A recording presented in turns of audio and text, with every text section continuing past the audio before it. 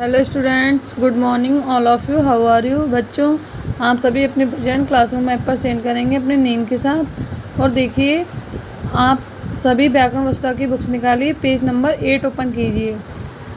सभी ने page number 8 open कर लिया। देखिए, सबसे पहले हम डालेंगे आज की डेट, क्लास वर्क और रीड। इसमें आपको रीड करना है, चैप्टर 2 है, इसका नाम है वर्ण विचार। ठीक है, देखिए इसमें हम पढ़ेंगे अच्छे से। प्रत्येक शब्द अनेक छोटी छोटी ध्वनियों के मेल से बनता है। ठीक है, हर ध्वनि को लिखने के लिए एक निश्चित चिन्ह होता है। हर ध्वनि को जो लिखते हैं तो उसका एक निश्चित चिन्ह होता है, जिसे वर्ण कहते हैं। यह भाषा की सबसे छोटी इकाई होती है। इन वर्णों के व्यवस्थित समूह को वर्णमाला कहते हैं।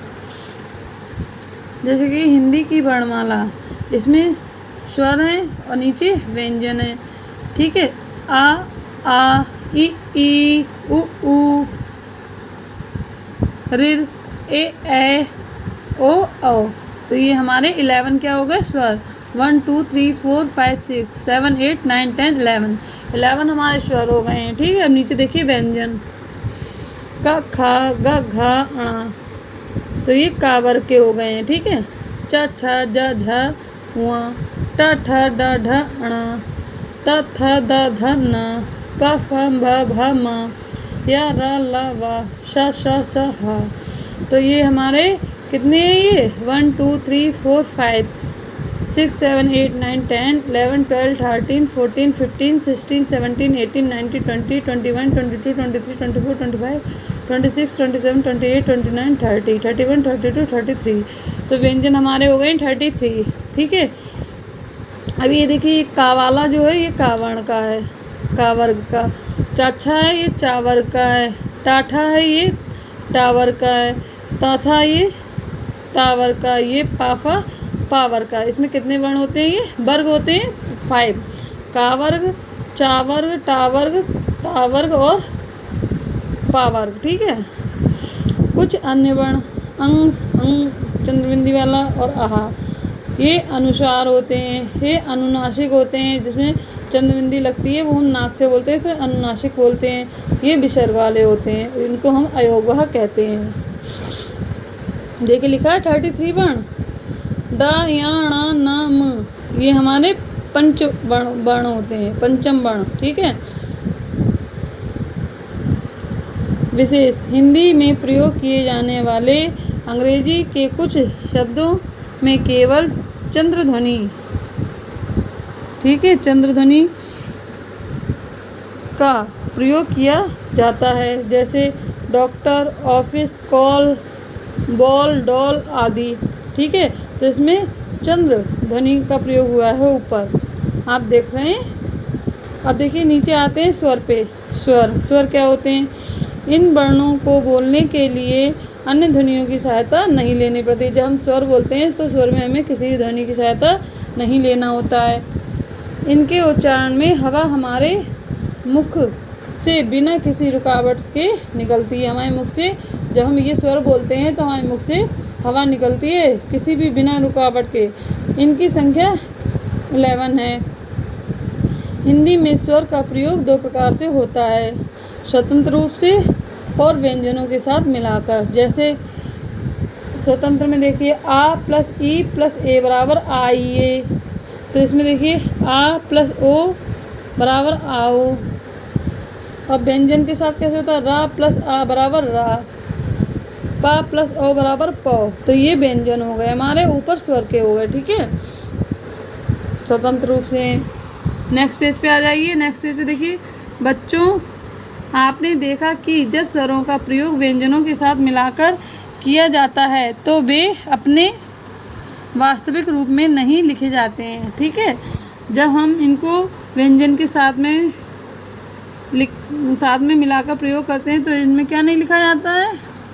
तो ये अपने वास्तविक रूप में नहीं लिखे जाते, वरन उनके कुछ चिन्ह व्यंजन में जुड़ जाते हैं। किसमें जुड़ जाते हैं? व्यंजन में। इन्हीं को मात्राएं कहते हैं। देखिए हिंदी में स्वरों की मात्राएं। आ का स्टार है, इसमें कुछ भी नहीं है। का में हरन प्लस आ बराबर का, ऐसे बन गया। अब देखिए आ में डंडा लगा है तो इसमें मामा में भी डंडा लगा हुआ, दोनों में। छोटी ई, छोटी निधि, बड़ी की मात्रा जीजी, ऊ छोटे ऊ की मात्रा मुकुट, बड़ा ऊ बड़े ऊ की मात्रा जूता। ठीक है, इन मात्राओं को आप समझ लीजिए अच्छे से। ऋर में ग्रह में नीचे ऋण लगा है, ये ऋण की मात्रा लगी है ए। ता में एक मात्रा ते, रा में एक मात्रा रे, तेरे। बड़े ए की मात्रा भा में बड़े मतलब भैया। ओ में की मात्रा, बा में मात्रा बो, ला में मात्रा लो, तो ये ओ की मात्रा लगी हुई है तो बोलो। ओ की मात्रा पौधा, पा में ओ की मात्रा पौधा। ठीक है, अब देखिए विशेष, इसमें विशेष क्या है। स्वरों के निर्धारित चिन्ह मात्राएं कहलाती हैं। आ स्टार स्वर की कोई मात्रा नहीं होती है, आ की कोई भी मात्रा नहीं होती है, छोटे आ की। सभी व्यंजन आ स्वर की सहायता से ही बोले जाते हैं। जैसे का बराबर का में हरन प्लस आ का। ला बराबर ला प्लस आ, इसमें भी नीचे हरन लगा तो ला बोलेंगे। टा में हरन प्लस आ। ठीक है, तो ये भी टा हो गया।